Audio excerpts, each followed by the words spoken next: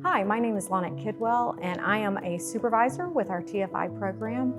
I got involved with TFI after Wes and I had done a lot of discussing at home of how we wanted this season of our life to be spent, and decided that we really wanted the people that others may not choose, the hurting people, the unloved people, people that just were the outcast of society. After starting with TFI, I got to do a visit with a young woman. She's a recovering drug addict, and she was coming to see her two children at her visits. And I wanted more than just to do a visit. I wanted to build a relationship with her.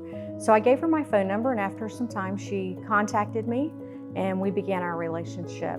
I also have done another young woman who comes to visit with her daughter, and she is also a recovering drug addict. And so we began our relationship. The one thing the two women had in common was that they were overwhelmed by the kindness of the TFI volunteers. They kept talking about, you know, people are so kind to me here.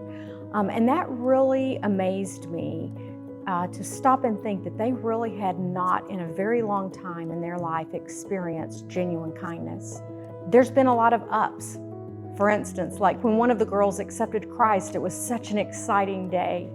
And the other girl shared with me that she had made that decision many years ago, but just felt like because of all the decisions she had made in life that decision didn't stick. And so we got to talk about that. We've done Bible studies together. We've prayed together. Oftentimes the state are short-staffed, so we need men and women that can participate and make connections with these people, invite them to church, invite them to be a part of your life, to connect with them as well. Often they say that when new connections are made, that's the beginning of change for these families because they're creating a new community. I can remember one of the first times with one of the ladies that I spoke about. One of her children wanted to know, why is there a cross on top of your church? And it gave me such a great opportunity to just on a child's level speak about Jesus to them. This is impactful for these children, and it may not be today, but it may be sometime in the future for their lives where they stop and think, remember that church that I went to see mom or dad? And you can be a part of that. I've been asked just recently, why don't you just throw in the towel? Why do you keep reaching out to them? Well, about 20 years ago, I really messed up my life.